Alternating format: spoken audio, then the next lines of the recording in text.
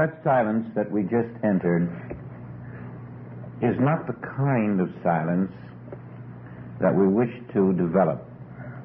We wish to find a different degree of silence, a new depth, an expansion of our ability to rest in the infinite Word. We must do this by beginning our study of the thunder of silence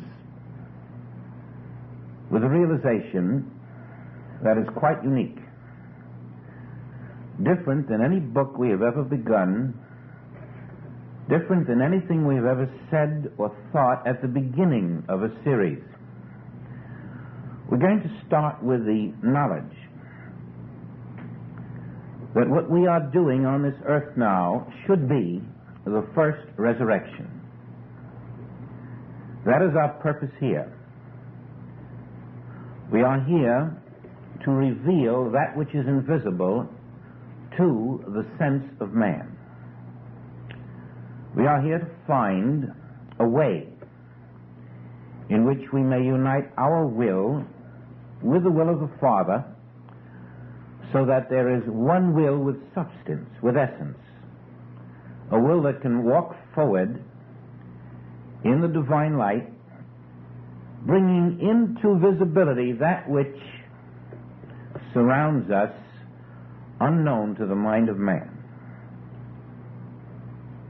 And so for the year 1970, we have a challenge facing us, which we propose to accept. And that challenge is this.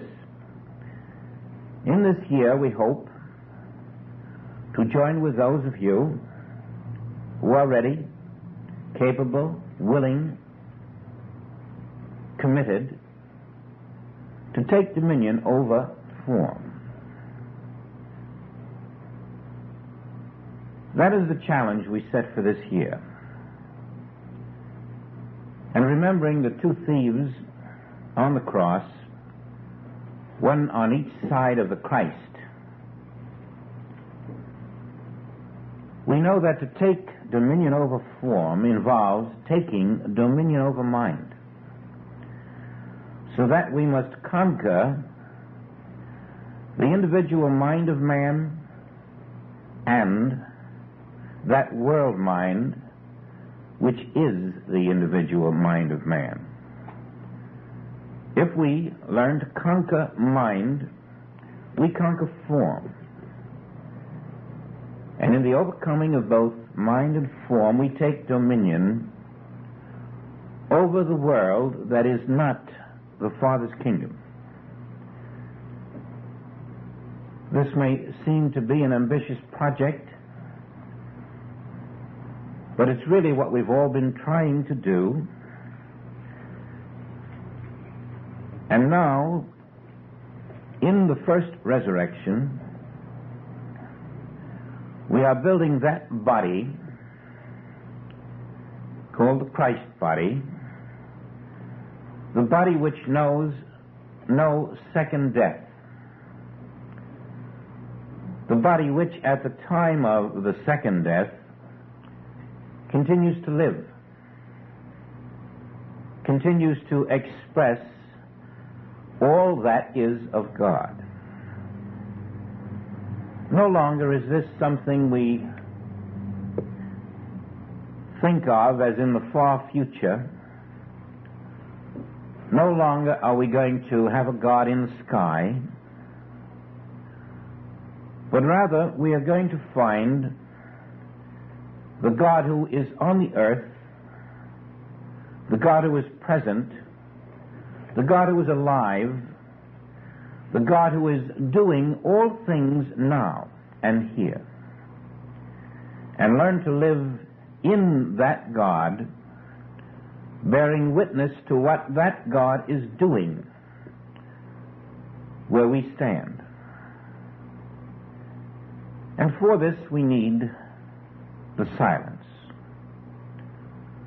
For the silence is the womb where truth is born. The silence is the place where we learn to subjugate our human sense of will, our human sense of desire, our human sense of direction, and say, Father, speak.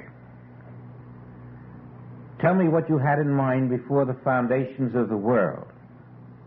Not what I will, not what I seek, not what I want, but show me reality. And in this silence, it is our function to express that which is called the finished kingdom.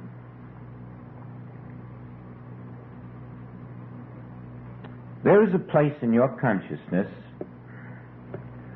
where your will walks away from God. And as you do that, you enter a state of separation. In that separation, unconsciously seeking the very thing you have left behind you, and then spending all your time reaching out to find it. This we all know. What we may not realize is this. At this very instant we are dying. Each of us. We die every minute. I don't mean die daily in the sense that we should die to the flesh. I mean that we literally are dying daily, even though we don't want to. Every instant becomes a yesterday. And we give each instant into the past. Finally, there's no more. All of those instants that we have given away into the past mount up and become the final death. We are going to learn how to stop dying. Literally. How not to die. How to live. And how to live beyond the grave.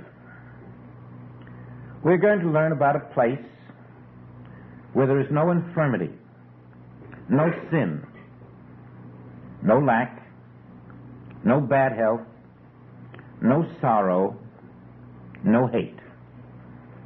We're going to find that place if we are dedicated to one word, truth. And in that dedication, we have one great ally.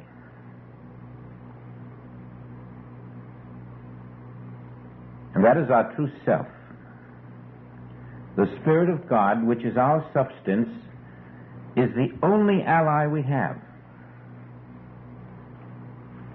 And we find that the distinction between living and dying, the distinction between truth and the lie, between light and darkness, between law and grace, between reality and unreality, are all part of the fiber of this book, Thunder of Silence.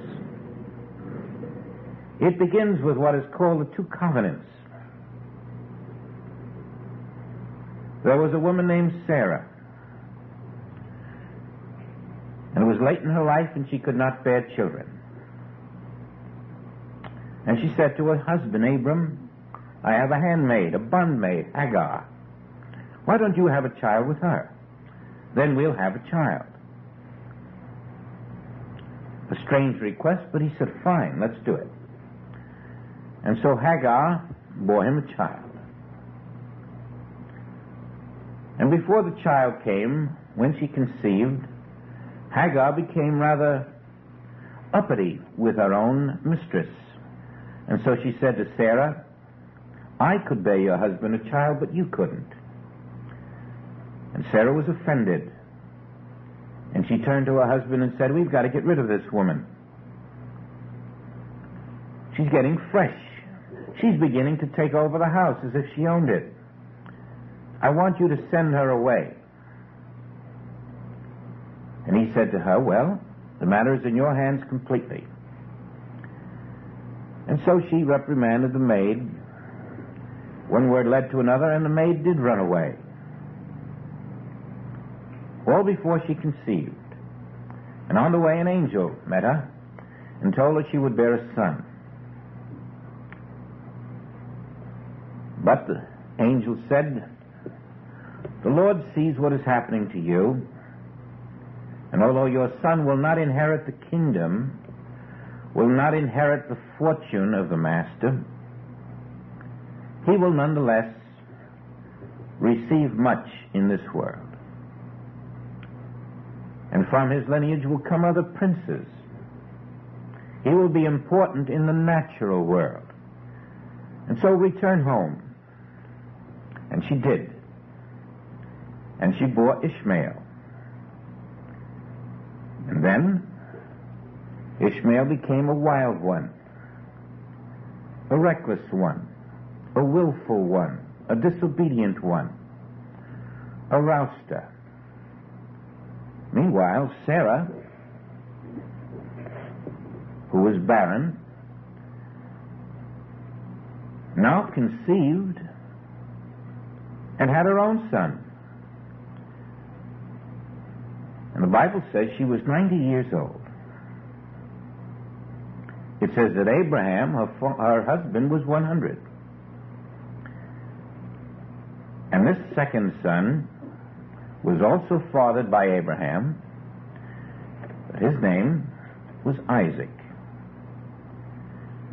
Now in itself the story would seem to have no meaning. A man of 90 becoming the father, almost 90, of a bondmaid's son, and then at 100 becoming the father of his wife's son, the wife being 90 years old at the time.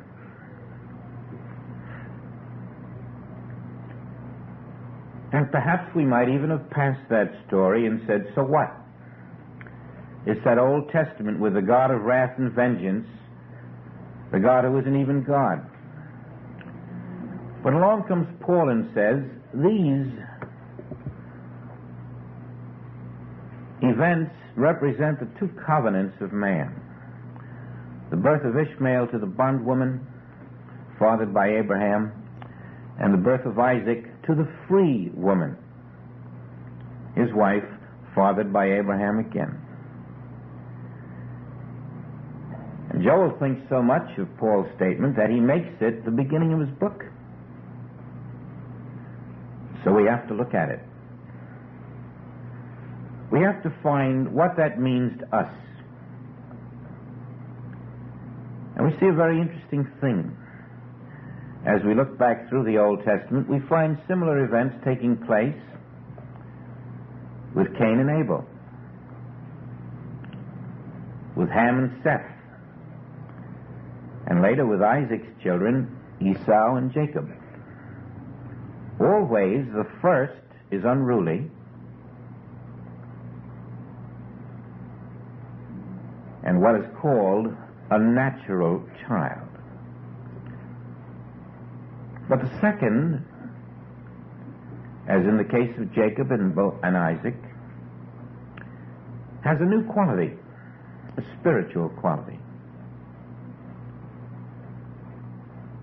And although this was not clear at the time it was written, it has become clear that these two always represent one. The first birth and the second birth.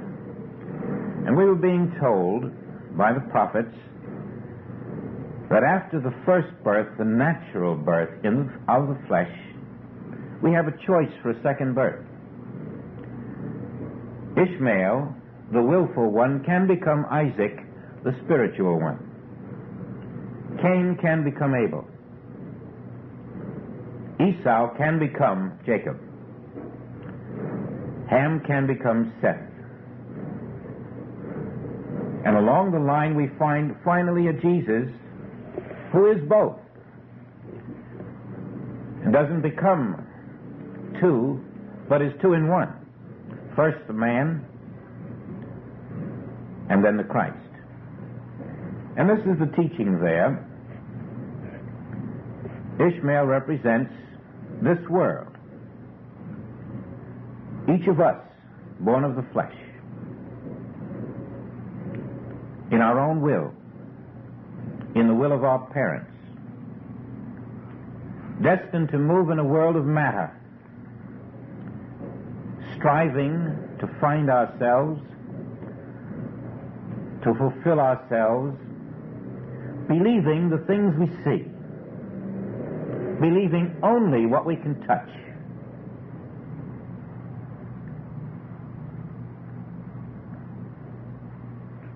And yet, the second birth is not of the bondwoman, the woman who is a slave. The second birth is of the freeborn. The second birth is the birth of Christ in us. The realization that I am not a material being laboriously developed in a womb. I'm something else.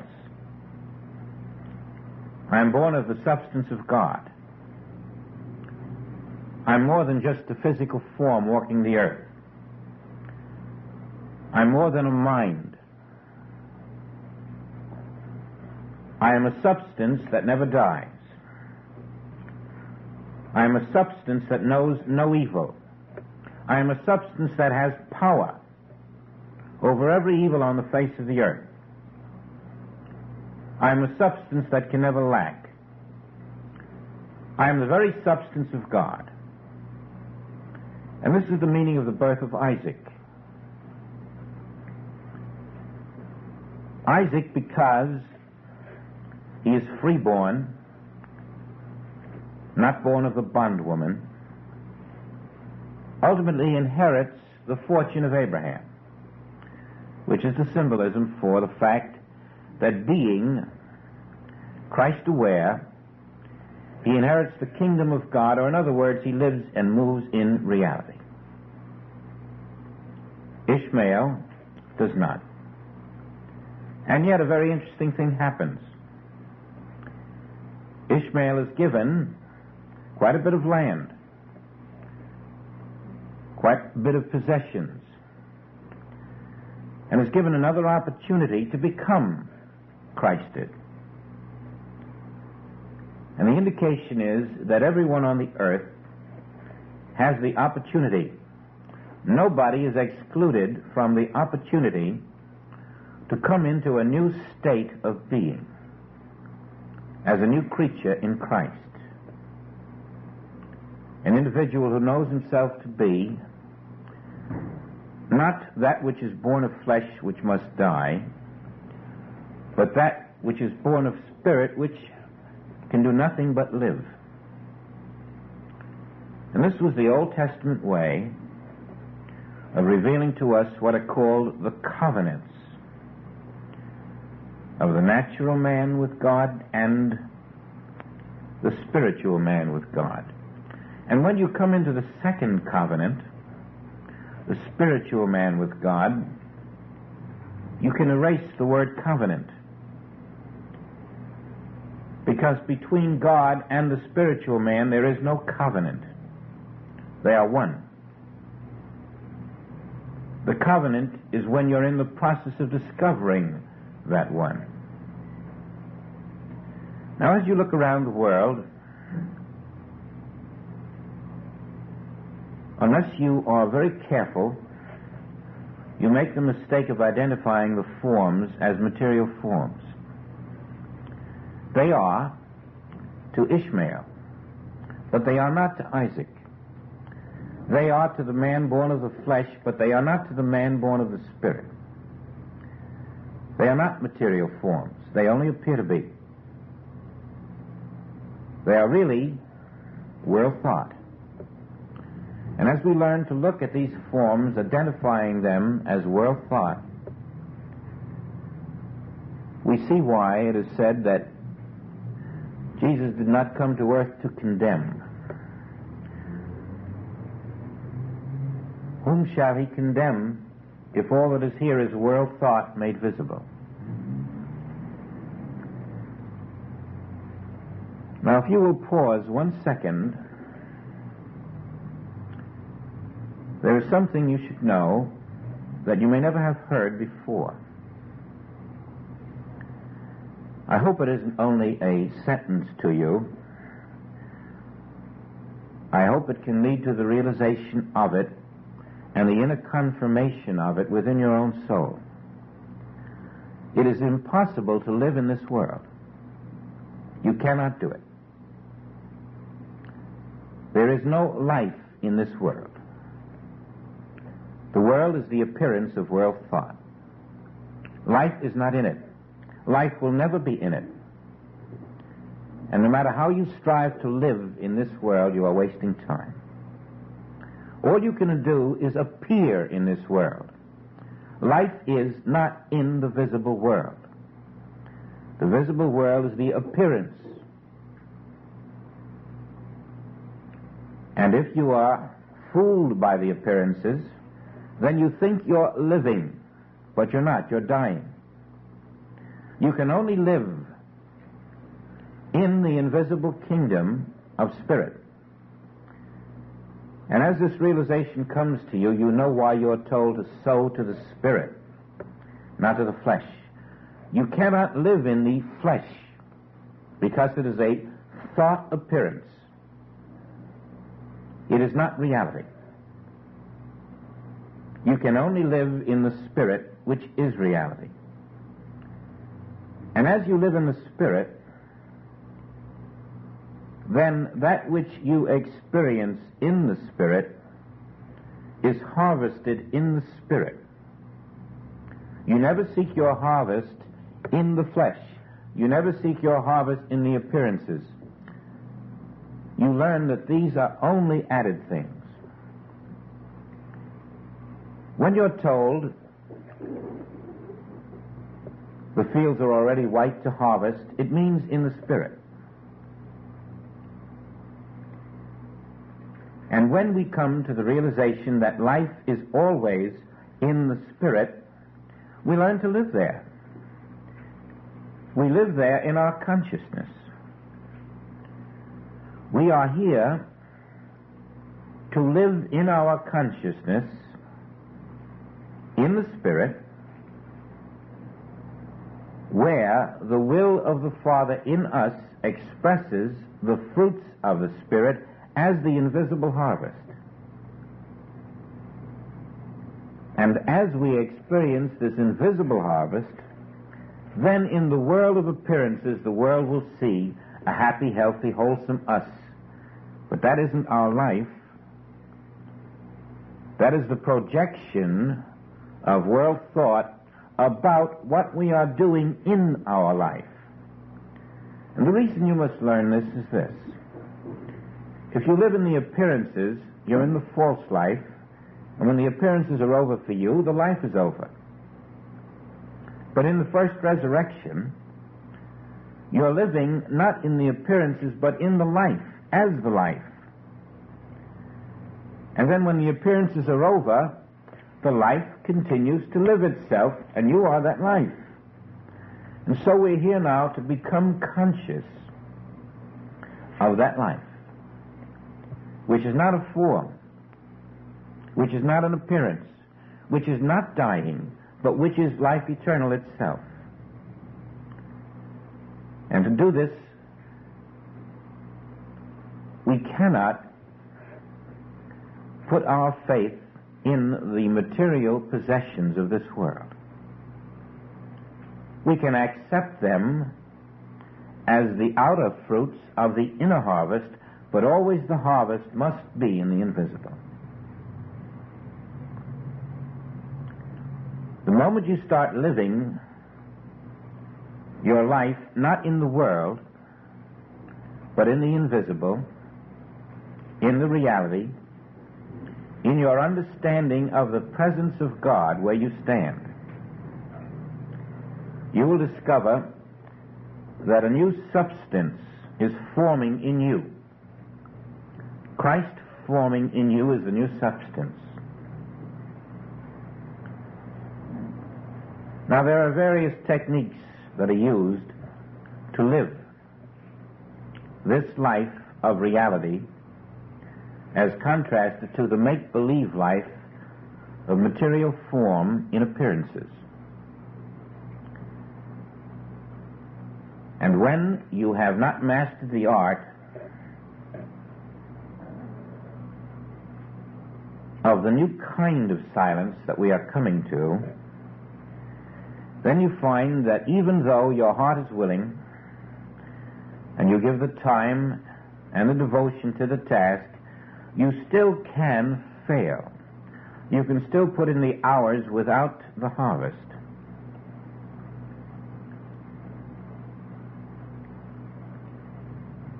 To stop dying, you must see that all dying is done in time. You will never hear a more important lesson than the lesson about living in eternity and dying in time. Because that is the absolute clue to the illusion of life and the reality of life. When you find possessions in time, that is exactly where you will lose them, in time. Now, Ishmael was born into time. When you're born in the flesh, you're born into time. And that's where you die, in time. When you're born in the spirit, you're born in eternity. And you cannot die in eternity. It is impossible to die except in time. And when you have mastered not living in time, you cannot die. You really can stop dying.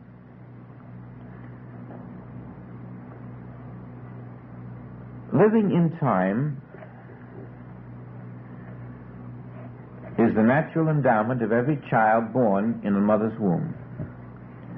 It is born in time, it grows up in time, it has its experience in time, and all of these are world-thought forms. Having no relationship to God, no divine law to sustain them, they are the outer appearances, and they die. When Jesus stepped out of time into spirit, it was impossible for death to ever come to his door. And also, it was impossible for those lacks and limitations that occur only in time to touch him.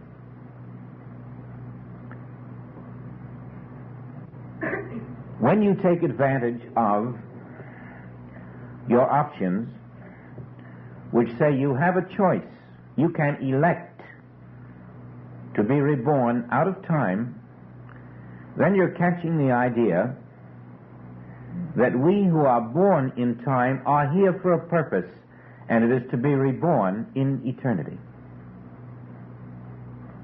We have never been given that opportunity as clearly as it is given to us when we see the full picture of reality. Born into time, we can elect grace. We can literally decide to accept divinity and be reborn out of time. And while we are living out of time, we also have the privilege of watching the fruits of what we're doing out of time move into appearances in time to show us what we are doing out of time. The world becomes our vast television set on which we can see exactly what we're doing in the invisible, while it appears in the visible as a perfect chart or gauge or index. And that's the reason there's a world in time. Not for you to live in it, but for you to use it as a chart to show you the progress you're making in the spiritual universe. Now, the silence you have known has been a silence in time.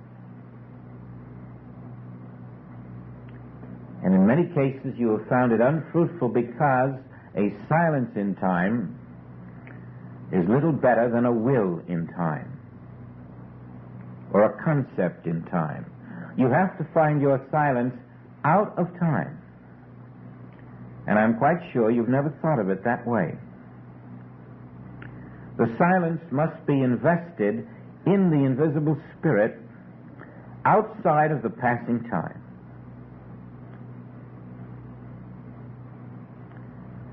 If you were to go duck hunting and shoot 10 ducks and then go out to collect them and found out that they were just shadows, and then if you were to do this over and over again, you'd finally say, what's the point? If you were to knit a sweater and found that there was no wool in the needles, you would stop knitting. And as we wouldn't hunt ducks if they were shadows, or knit without wool in our needles, we must learn not to meditate, not to enter the silence, unless we're entering the silence where the silence has substance, or else we merely sit there. Now your silence must be not the silence in which there is no sound. That's a superficial silence. Or maybe it's the beginner's silence. You must have the word infinity involved in your silence. It must be an infinite silence in the eternal now. And to give you a further feeling for that, let us see that God, Spirit, is the only existence.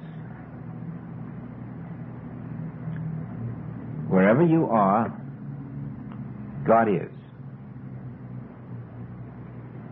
God is always where you are in full force, as the infinite invisible Spirit.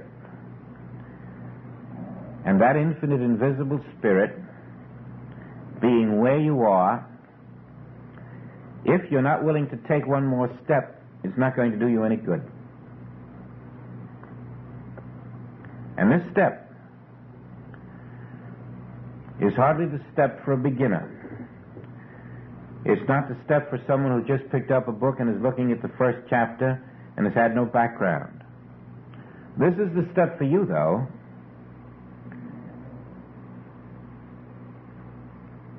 In order to live, really live, you've got to die. You've got to die right there in that meditation. As long as there's a me sitting down there meditating, you're wasting time. God can never come into the consciousness of me. As long as you've got two there, you're wasting time. And you're in time. Me is always in time, and God is always in eternity, and they cannot meet. And the minute you step out of time, there's no me anymore. Me must die.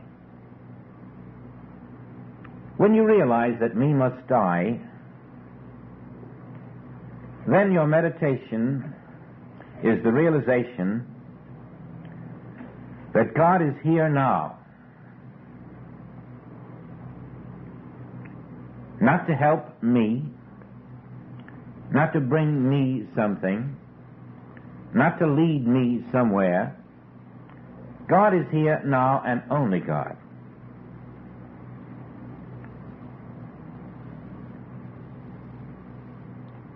And when you have reached the place where that is your meditation,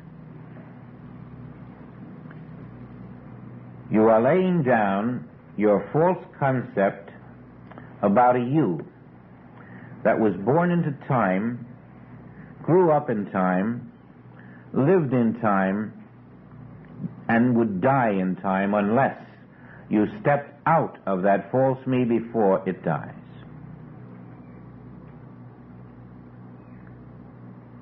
All of this is the meaning of the two covenants, of the two births, Ishmael and Isaac.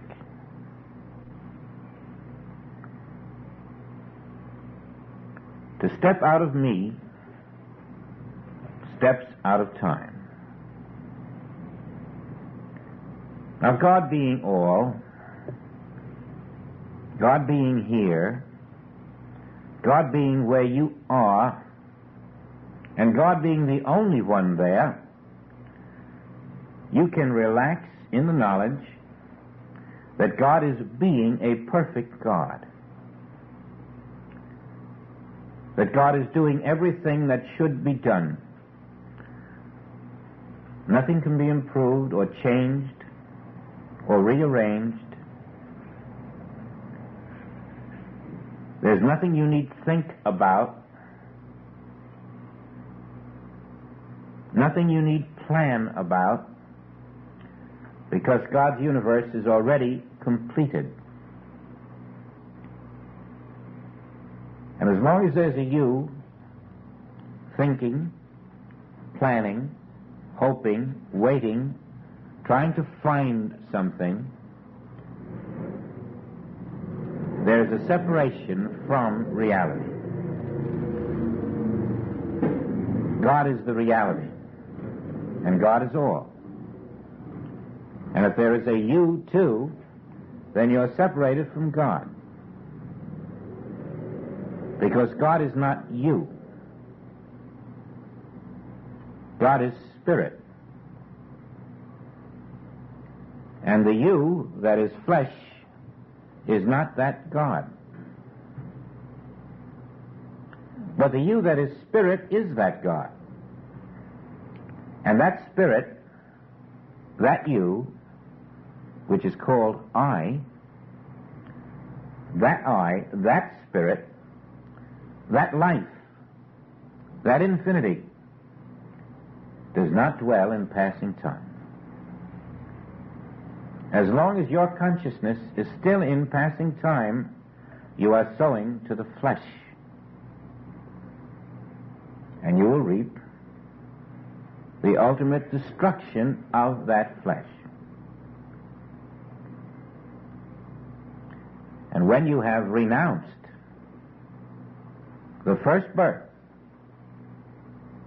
in the flesh, and have accepted the spiritual reality of your being, then no longer can you say, my shoulder hurts. No longer can you say, I'm aging, or I have fear. Because spirit doesn't have a hurt shoulder, isn't aging, and doesn't have fear. You must learn then that spirit does not even have a face or a heart or a pair of lungs. Spirit does not have skin or eyes or ears.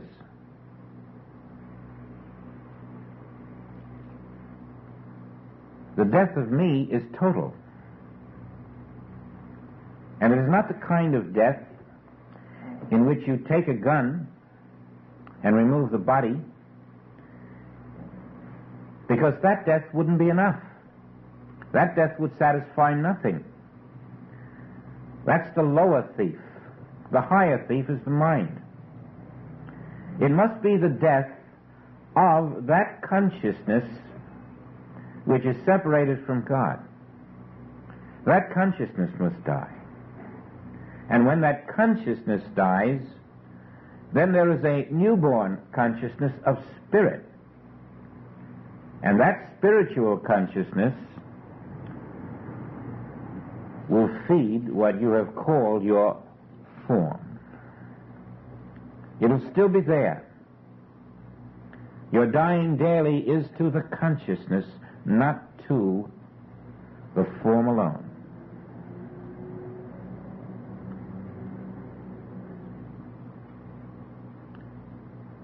To deny your consciousness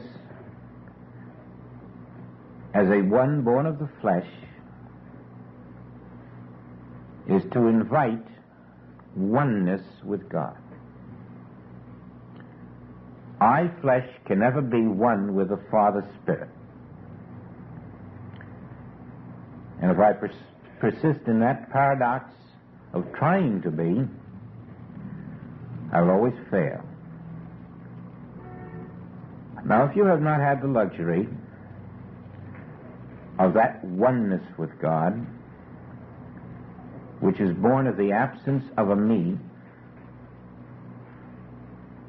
then you have not entered into the first resurrection.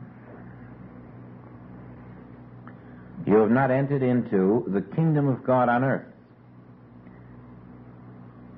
And your judgment will be that judgment which says, inasmuch as you and the Father are not one, inasmuch as you have not accepted spiritual identity as your only self, then you cannot inherit the kingdom of God. And we will have to give you another opportunity in your return into the flesh.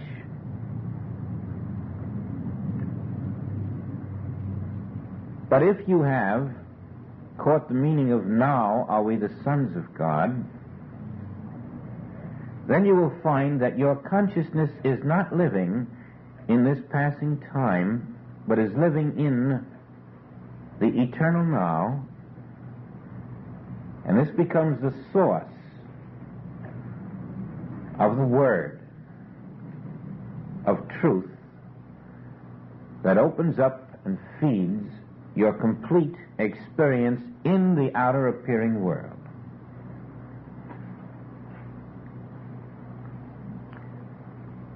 Your change of consciousness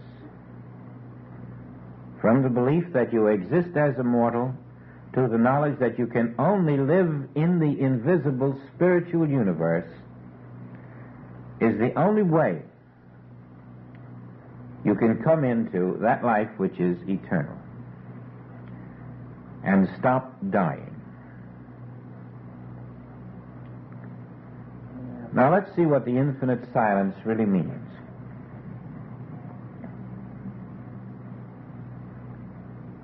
We have this split second in which God is being God.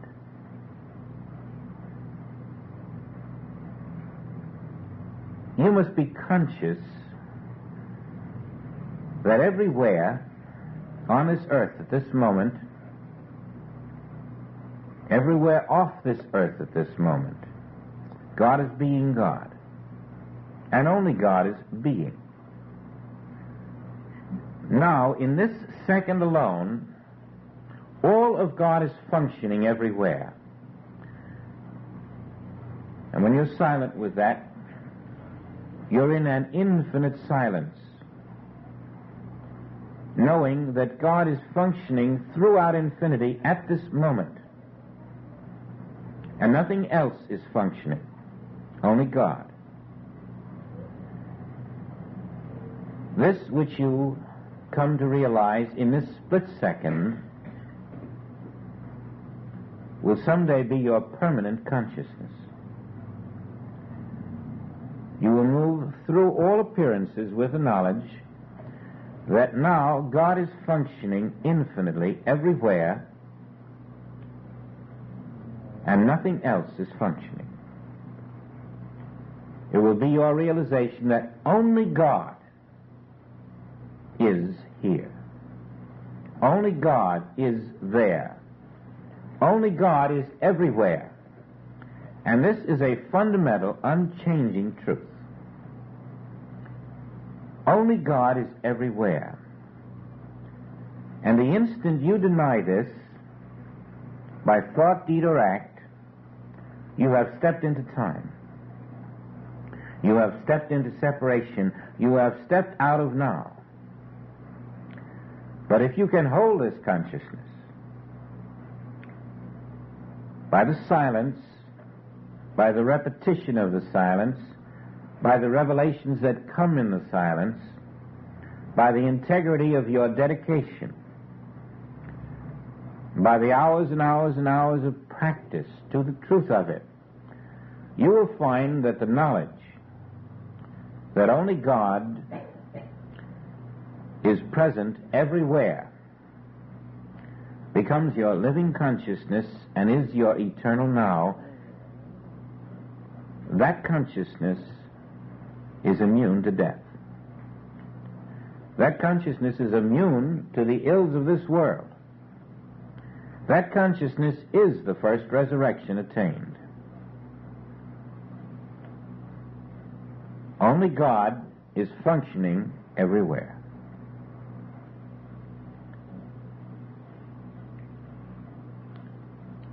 I and that God are one.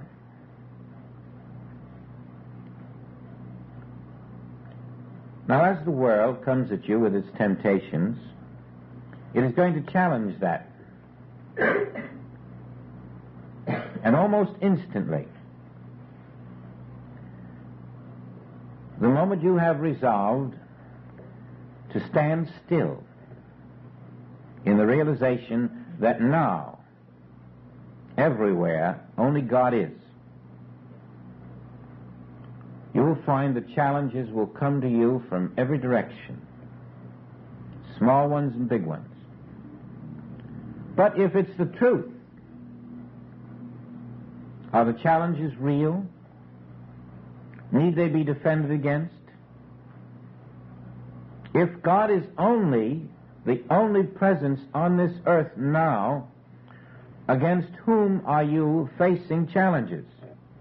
Against illusions. If God is the only presence on this earth, where is sickness? Where is limitation? Where is evil? Where is crime? Where is arson? Where is rape? Where is war? They are all the temptations to make you believe that God is not the only presence on this earth now. But who is it in you that believes these things? The me. The me that must die. Because as long as that me is there, you will take the challenge and you will try to react to it. Only the me of you, the Ishmael, is looking out and saying there's a war there, and there's racism there, and there's hatred there, and there's poverty and starvation there. But they're not there. They're only there in relation to the me, which is living in time. And God is not living in time. Reality is not living in time. As long as this me remains alive, it is living its sense of false existence, and it is denying the allness of God. There cannot be a me, for the me is the very denial itself of the allness of God. As long as there is God and me, then God is not all. This is the most difficult part of all the work, whether you're in the first chapter of a book or the 15th, whether you're in the 19th reincarnation or the 302nd. Me wants to be here, and yet me wants the fruits of the Spirit. And this is the eternal paradox of the flesh and the spirit. Now, the purpose of thunder of silence, the purpose of the complete infinite way, is to bring us to that place where we step out of me into I. Out of a false sense of self, living in time, changing time, passing time, into the realization that there never could be such a self if God is all. There cannot be such a self, nor can there be passing time. The overcoming of the illusion of self and time lifts us into the realization that I am that Spirit, that Christ, which is timeless, spaceless. And I'm lifted up to where I can see events not happening in time, but happening simultaneously everywhere. You see the circle of eternity instead of the linear time. You see the simultaneity of life, the oneness of life now in a now that never becomes less than now.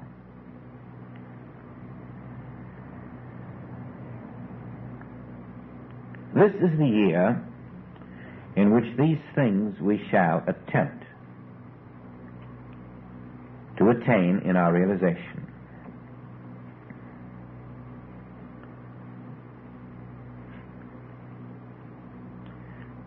Let's end the first part of this talk with the word now in your consciousness, and see that now for you is different than it is for the world. To the world, now means this day, this date, this hour, this minute, this second. And to you now will begin to mean all that God is now. All that God is doing everywhere now. All that God will ever be 5 million years from now, God is now.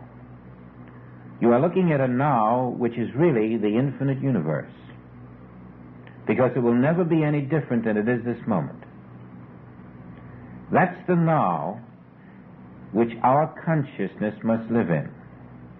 All of God's infinite being is being that now. And because I am the very substance of God, all that God's infinite being is being now, I must be. And so there's no need, unfulfilled, there's nothing I lack. My harvest is total, completed. All I need to do is stand in that consciousness and behold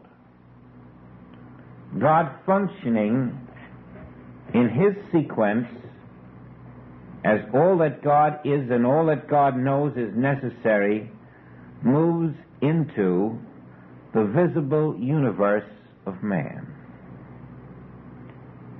Now I'm living, and I behold the fruits of my life in the world of time-space. I'm not living in time-space. There I behold the fruits of the life that I am living in God. And the life that I am living in God is the life eternal.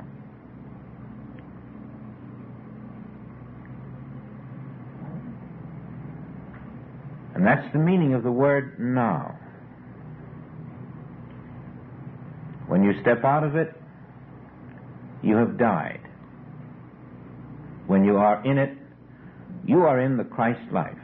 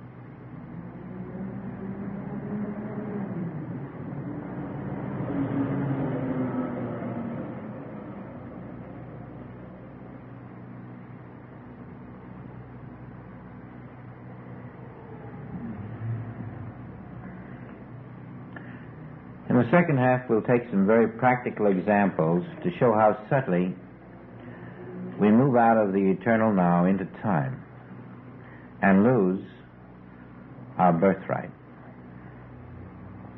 And knowing how easily it can be done, we will be more vigilant, watching and perhaps learn how to stay in that now, even as we go about our daily affairs.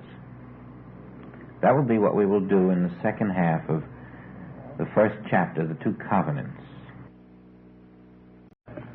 Now let's go back to Paul's statement about the two covenants and see if it has a clearer meaning to us. It is written that Abraham had two sons, one by a bondmaid, the other by a free woman. But he who was of the bondwoman was born after the flesh. He of the free woman was by promise, which things are an allegory. For these are the two covenants, the one from Mount Sinai, which gendereth to bondage, which is Agar, but Jerusalem, which is above, is free, which is the mother of us all.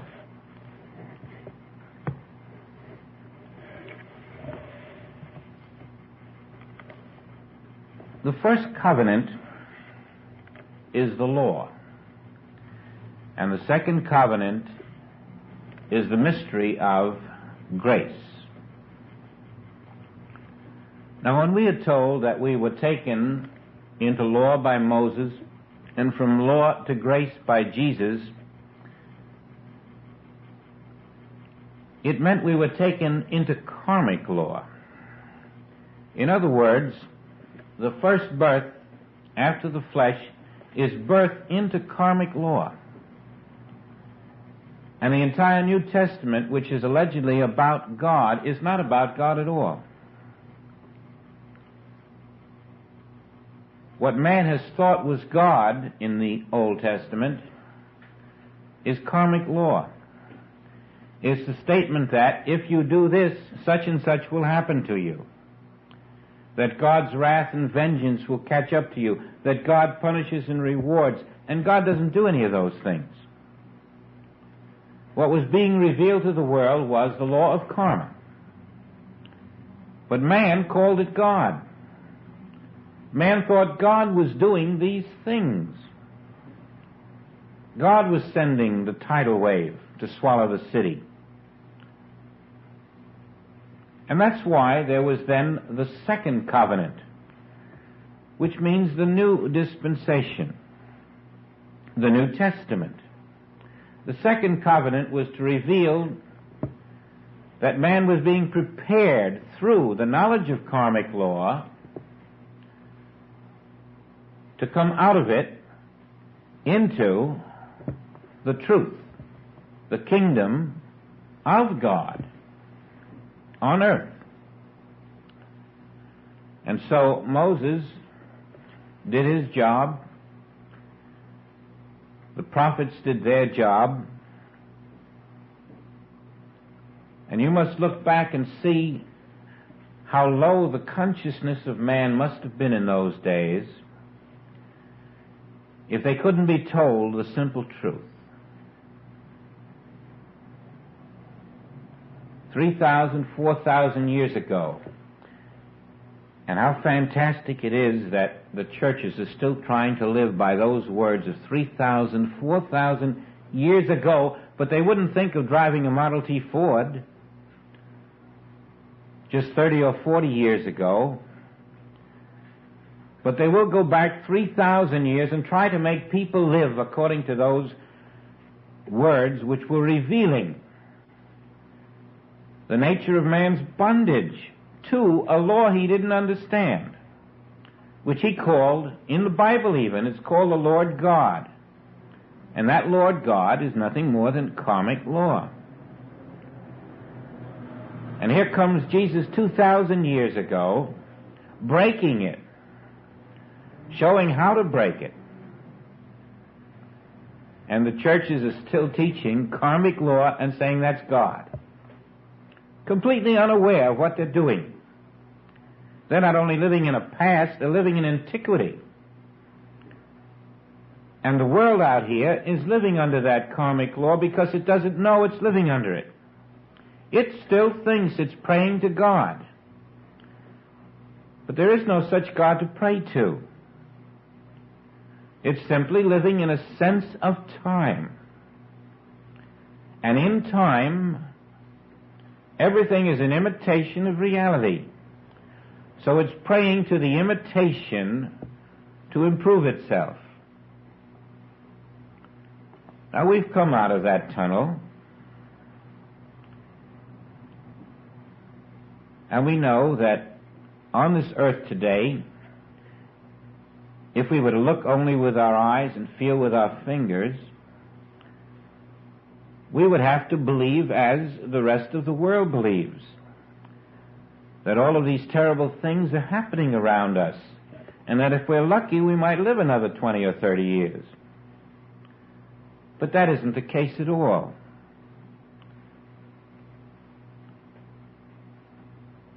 When we know that only God is here, we have a totally new universe shaping up all around us. And when we are able not to deny that only God is here, then the qualities of perfection inevitably function in our experience. I'm going to read to you just a few of these qualities of God. Remembering that only God is here, that means only the qualities of God are here. That means no matter what you see or touch or feel or hear from anyone in the world, only the qualities of God are here. And if you are fooled by what you see, then you are still in that childish state of consciousness which thinks seeing is believing, hearing is believing, touching is believing. You're in the first birth. But if you've come even a degree out of the first birth, you know that spirit being invisible, its qualities must be invisible. And if spirit is all, then only the invisible qualities of God, of spirit, are here. And that becomes your yardstick. That becomes the place where you stand. You stand still in the truth that only the qualities of God are here, only perfection is here. Everywhere. And that's where you stand. You stand there so firmly, and you begin to see there's a plan to this whole thing. And the plan is for the invisible qualities of God, which are here, to come only through the consciousness which knows they're here, and which, although it cannot see them, develops a different kind of faith than the world knows. Not a faith in God. The world believes in God, but that hasn't stopped any problems. You can believe in that which is not God, although you think it's God, and nothing happens that is good. But we don't need only a new man, we need a new God. We need a knowledge of the real God. That God which is the only life. And that means there's no other life. There is no dog, there is no cat, there is no antelope, there is no bear. There's only God. There is no human, there's only God. There is no tree, there is no flower, there's only God. There's no material world, there's only God. And then you see that all that we have called the world represents a world concept about all that God is. And to the degree that this concept is, to that degree we see what is projected as this world. But as our knowledge of God changes, as we know God is perfection in all things, When we witness the imperfections, we're not taken in, because they cannot be real if God is all there is and God is perfection. Therefore, the imperfection is the false concept about the perfection that is not visible to human sense. And I, a true witness, stand in the knowledge that the invisible perfection will come forth if I remain a true witness. And I witness it by faith. Not the faith that says, oh, I believe in God. No, a deeper faith. A faith which is a conviction. A conviction that all that exists is perfection. There's nothing else in the universe. God is perfection and God is all. Therefore, perfection is all. And no matter what my eye may see, perfection is there. And so we have just a few words to remember. God is everywhere. Only God is everywhere. Only God is everywhere now. And when this is all you believe, only God is everywhere now, it makes no difference if you see imperfection or inharmony. Because your yardstick is only God is everywhere now. And what is this inharmony? What is this imperfection? It's the hypnotism of the senses. Is it practical? It's all that is practical. Nothing else is. And so if someone is dying right now, are they? Are they dying? If God is all that is, and God is here, and only God is here now, who is dying? Who is sick? And are we only playing with words, or are we in the truth? So let's take a practical case in your own life. Your principle is, only God is everywhere now. That's 5 words. That's your undying principle. Only God is everywhere now. And you can apply it against any problem in your life. It doesn't matter what it is.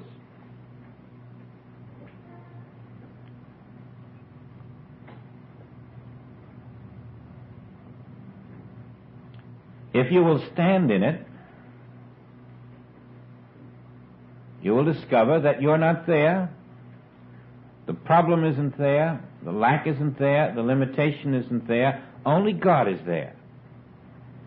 And God is not the problem, the lack, or the limitation. The only problem there is that when you do that, you wonder where you are. And you'll find you're not going to disappear. You won't weigh any less. You won't look any different. You'll be standing there as a form, just the same way you're there now.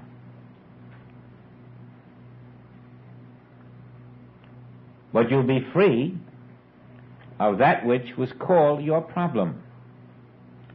Because once you know that only God is there now, God will appear as your appearance, free of the problem.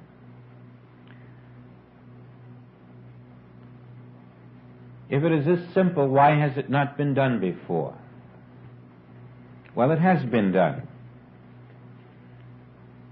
Joel Goldsmith spent some 74 years on earth, more than 30 of which he was doing just that.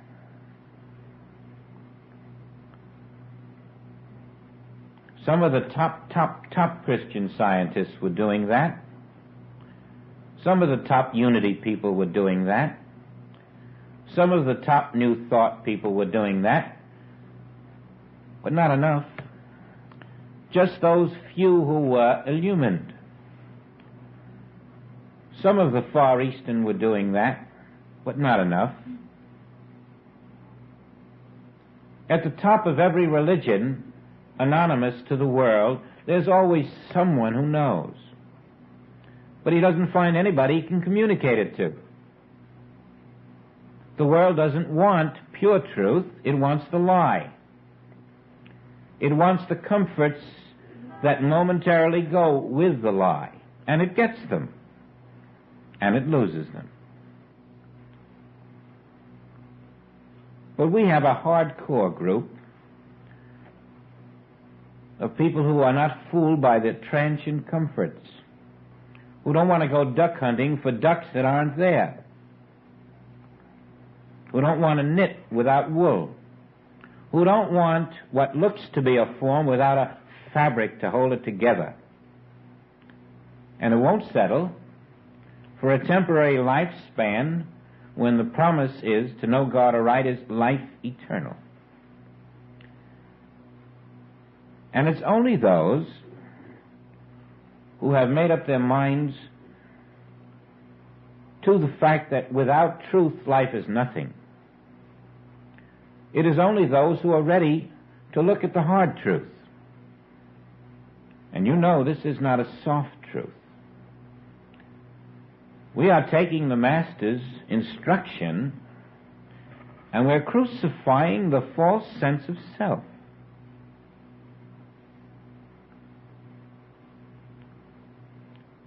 The Ishmael days are over. A day that is not a Christ day is not reality. I've had an opportunity within the last 6 years to see the difference between standing on the knowledge that God is all and wavering, believing that there's something beside God, and I've done both. And I've seen that as you are in the wavering state where you're not quite sure, the only thing you can experience is that wavering consciousness made visible. On the other hand, I've seen where the knowledge that only God is,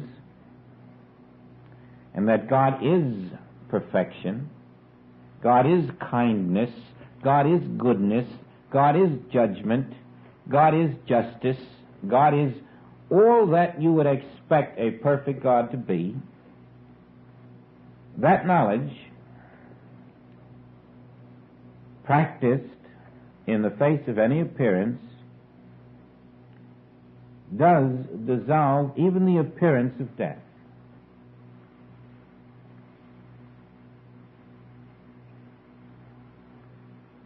It dissolves viruses. It dissolves fears. It dissolves pains. It dissolves everything that is unlike God. I imagine if we had enough time, it would even grow a foot back.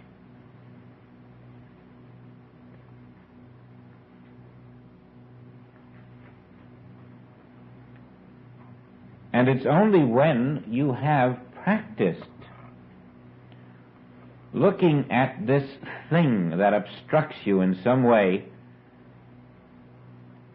and come into what Joel calls no mental reaction,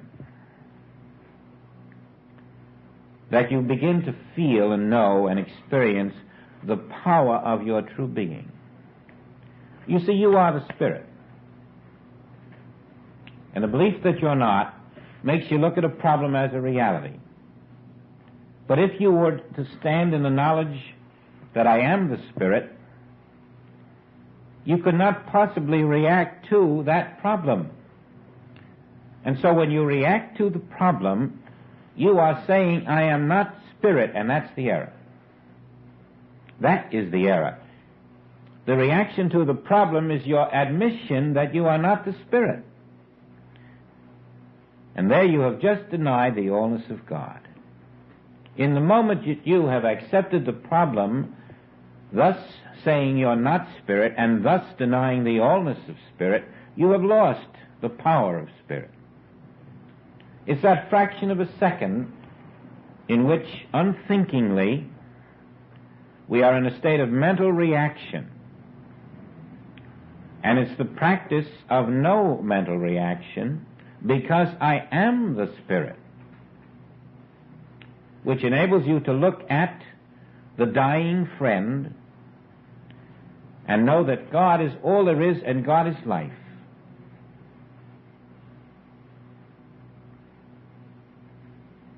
And not to react to the appearance of dying. Then comes a little mind that peeks around the corner and it says, but don't people die?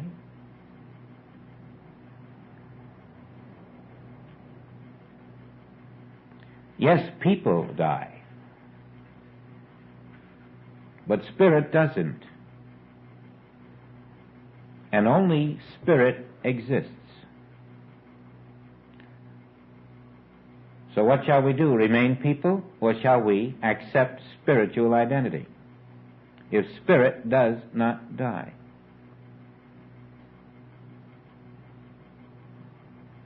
Now everything that leads to death is automatically excluded from your experience as spirit.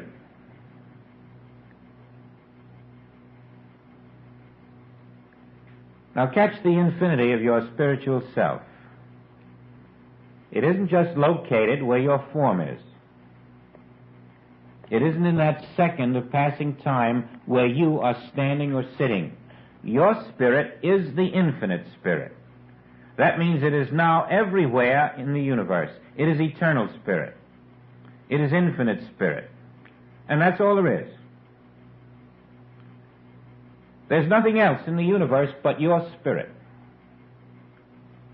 I am that spirit. And if you're tempted to accept something else in the universe, you're denying you are that spirit. Your denial of that spirit brings you back into the law of karma. Your integrity to that spiritual self that you are removes you from the law of karma. And as you practice that integrity again and again, you find that all of the power of spirit is in you. And the false claims against you have been making a claim only against your false consciousness, never against your spiritual self. Because you have not exercised your spiritual authority, your spiritual identity, you have accepted the false claims which exist only in your separation from your own spiritual identity. Now, where's God in all this? Do you see you have a new God? My spirit is God, and there is no other God on this earth or anywhere else. My spirit is God. Your spirit is God. God is the only spirit, and God is the only life. And this is the new God, which is the only God there ever was. This is the God of Jesus. This is the God of Moses. This is the God of the prophets.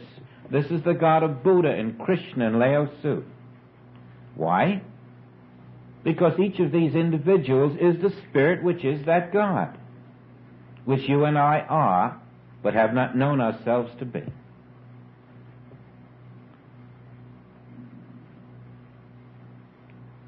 And then, with your human mind, you will crucify that God.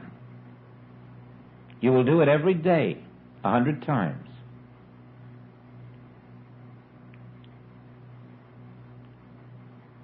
Always the two thieves will crucify the Christ. But in spiritual illumination, the Christ will take the two thieves into paradise. In spiritual illumination, instead of crucifying the Christ will crucify the unreality. Now, Joel calls his book 3 different sections: from darkness to light, from humanhood to immortality. Not by attaining it, but by exercising it, for that is the reality already. From unreality to reality, not by attaining it, but by accepting that only reality can possibly exist right now. From law to grace, and the law is karmic law, cause and effect. In grace, in reality, there is no cause and effect, because all cause is God, all cause is spirit, and cause and effect are one and the same in spirit.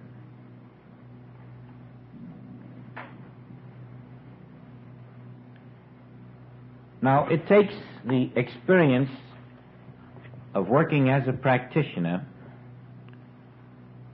to do certain things in this work that can't be done any other way. And only as a practitioner do you find out that you can stand on the alders of God through practice and face the worst things this world can offer without the need to defend against them. If these cases did not come up time after time after time, there would have been no way to test this knowledge. But they do come up. A woman will tell you that her mother is dying. She's lost all her blood. She can't possibly last. And all she's telling you is that God isn't there. That's all she's telling you, but she doesn't know she's telling you that. Another mother can tell you her son was run over. He's dying. Another one can tell you, my husband has cancer. He's dying. All they're telling you is God is not there, there, and there. In their anguish, they know what they see. And what they see is all they can know. And if you haven't had the practice, you know only what they tell you. He's dying. And if he's dying, you may as well give up, because there's nothing you can do about it if he's dying. And if he's dying, there certainly isn't a God who is all, is he? Because God isn't dying. And if this one's dying, there's God and a dying one here. There's God and 5 million who are in hospitals. There's God and 5 million who will get hit on the highways. There's God and 5 million who are starving all over the world. All these people are saying, without realizing it, is that God is not everywhere, and God is not the only. And you are to turn and reverse the tide of human thought. All of world thought must hit you, and you must not budge. No one can die because God is all. No one can be sick because God is all. No one can have an amputation because God is all. And the faith that enables you to do that is not a faith of reason or logic, but that beautiful, strange, and wonderful conviction that comes into your heart in some way to make you know that your demonstration is to be true to the invisible infinite that we call God. And as you are true to that infinite invisible, the fruits of the Spirit to which you have sowed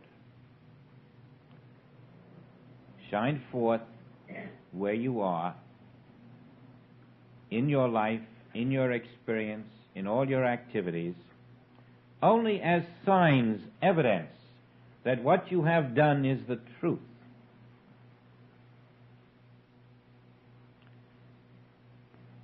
Now, this is emphasized because the sense mind of each of us always reacts to every appearance before we get a chance to stand there in the realization of truth without reaction. And so we keep signing away our real life, giving it time so that it can die in time. From my brief experience, it not only is possible, but it's inevitable that we all come to the place where we can observe any infringement that appears in our human experience with the unmoving consciousness that there, invisibly, is harmony, perfection, wholeness, purity, truth, reality, life uninterrupted by that mirage called the physical appearance. And when you can practice that sufficiently, you will find your finances, your health, your bills, your relationships, your achievements, your fulfillments, and your absence of fear and doubt and worry will all appear as part of the fruits of your ability with that new kind of faith to accept the only God there ever was, perfect being everywhere. There is nothing in the world that can prevent you from proving this, if you have decided you will. And by that I mean there's nothing for you to do in the face of an evil. Nothing to do. Nothing to do in the face of 10 simultaneous evils, except to look at them, having practiced enough of the silence that you can stand there and say to yourself, only God is everywhere now. And then let that be your sword, your pistol, your cannon, your nuclear weapons, and do nothing else. Nothing else. And you will discover the power is in you the moment you have reached that place. It will grow oranges on a tree. It will go green grass on a lawn. It will change a plant that is dying to one that is living. It will put smiles where there are frowns. It will remove wrinkles. It will remove pain. It will bring what the name Isaac meant in this second covenant. It means leaping with joy. Leaping with joy at the new birth. And the new birth is that realization that I am truly the living child of God. And all of the power of God is truly part of my being. And no one on the earth can take it away, because there is no one on the earth except the Spirit of God itself. Of course, it's easy to say these things. I have trouble working them out, but I do find that as I work them out and work them out and work them out again, there does come a place where even you get amazed at the power of the infinite invisible that flows through you. And you realize there never was a physical you. The illusion has been so great that we have accepted the form as ourselves. And finally, when you see the power of the life where the form is, you realize that I have never lived in this world at all. I only thought I did. The only place I can live is in life. And life is not a visible form. Life is an invisible presence that the world calls God. Only there can you live. And only when you live there are you in life eternal. That is done in your consciousness, which is purified of the belief that you are something else, until it becomes the God consciousness, the one consciousness, the conscious awareness that the Father, Spirit, and I, Spirit, are one Spirit, and beside us, nothing else exists in this universe. Now that's the absolute message of the Christ. We wished it stated explicitly in this first chapter because I want you to measure everything said in this book against the truth, so that everything said in the book doesn't come to you as a newness, but rather as a reinforcement of the truth that is in you now. So that this truth in you, reinforced by every word that Joel gives us, reaches you in such a way that you feel the power of your being, the strength of life, and feel the emptiness of the shells that we have accepted as life. This can and will be done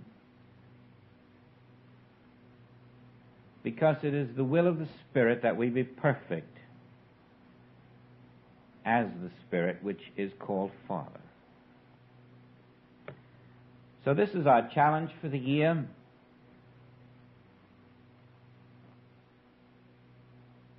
And I expect to be here to work with anyone who wishes to be worked with to help meet that challenge. We're going to succeed together. But we're only going to succeed for one reason. Because it is already the truth now. We're not going to make it the truth. It is the truth of being now. And as we lose our false beliefs, the truth of being now will be that truth realized, experienced, practiced, lived in.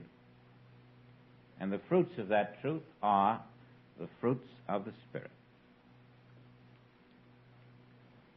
These are the things that God is. And you can add to your list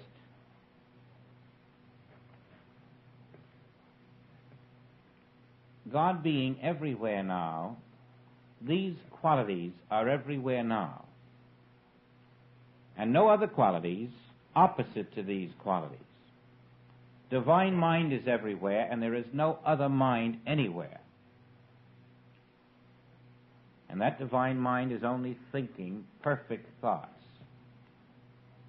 You can accept that only perfect thoughts of divine mind are everywhere. And so when you see an imperfect thought, you know it isn't a real thought. Only divine power, divine intelligence, divine harmony, divine beauty, justice, judgment, law, truth, cause, fairness, kindness, purity, wisdom, love, goodness, perfection, divine will, divine reality. Do you begin to see that only this is what exists now, and we need not accept what isn't? Divine wholeness, health, abundance, fulfillment, cooperation, gentleness, purpose, trust, faith, indestructibility, indivisibility. You can go on and on. Immortality, liberty, righteousness, peace, substance, continuity, energy, forgiveness, brotherhood, goodwill. These exist because only God exists. Why accept the opposite? Put it to the test. When faced with anything opposite to these, you're looking at a shadow.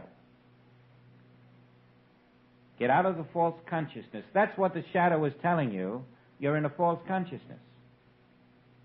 The evil isn't there, but the evil is telling you that you're in a false consciousness because you're experiencing the evil. And now you see why the evil must be there. To awaken you to the fact that you're in a false consciousness, otherwise you wouldn't see and experience evil. And so now you use it as a chart. Evil appears, you say, I'm in a false consciousness. Only God is here. Only God is there. Until the evil goes. Until you see it wasn't evil. It only appeared that way to the false consciousness. Ishmael becomes Isaac. And finally both become Christ. But Christ is the now reality of being. And so with the story, with the allegory completed, we can put it in the past and forget it. We can forget Hagar, the bondwoman. We can forget Sarah, the freeborn wife. We can forget the two boys. We take the principle that only the Spirit of God is, and we have elected grace. By our own free choice, we have come into the realization that grace, perfect automation, is already the only living self on this universe. And we're not going to adulterate that truth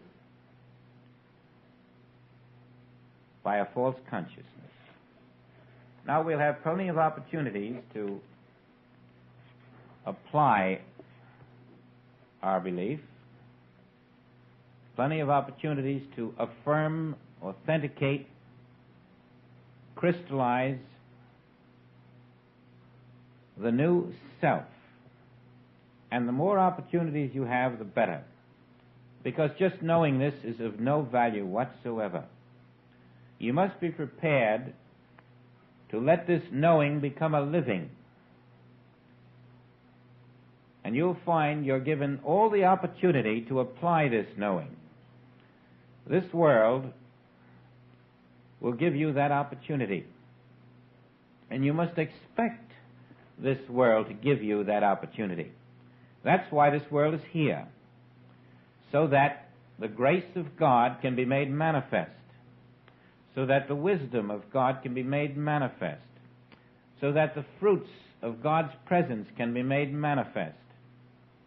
Until you know that every time you stand in the knowledge that only God is, something is going to change in that outer to show forth not the image of world thought, but a different form, an image of the divine. And you are bringing out of the invisible into the visible the divine image. Everywhere the divine image of justice can appear for you. The divine image of purity can appear for you. The divine image of abundance can appear for you. The divine image of all that God is can appear for you if you refuse the false world image. And so to the Christ of your own being in the silence, knowing nothing else is. And you'll feel that rainbow. You'll feel it. It will manifest. And it says, I am now come here. And I will show forth for you the divine image of that which you have accepted in your consciousness. Your consciousness of truth must externalize as the divine image of truth made manifest. That pure consciousness must always be the ultimate power. And so it's practice for all of us. And in these 18 or 19 more weeks, we'll see how Joel reinforces this desire in us and enables us to come face to face with the invisible reality that shows forth as the divine image and likeness of God on earth. We are bringing that forth into the visible world through our purity of consciousness. And we each need the support of the other while we move along, testing, experimenting, refusing to let world thought bury us in time that dies. Next week we're going to discuss karmic law more thoroughly. We've touched on it, and that's the chapter for next week. If any of you find that you have a problem that you have been unable to solve, remember that it is already solved by the Christ. If you will touch the Christ of your own being through acceptance of it, you will discover the problem is not as weighty as it had appeared to be.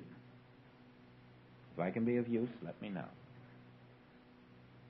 Hey everyone, thanks for tuning into our channel. If you're enjoying the content, don't forget to hit that like button below. It really helps us out. And why not share this video with your friends? Spread the word and help us reach more people. Lastly, make sure to subscribe to our channel and turn on the notifications so you never miss a new video from us. Thanks for watching and see you next time.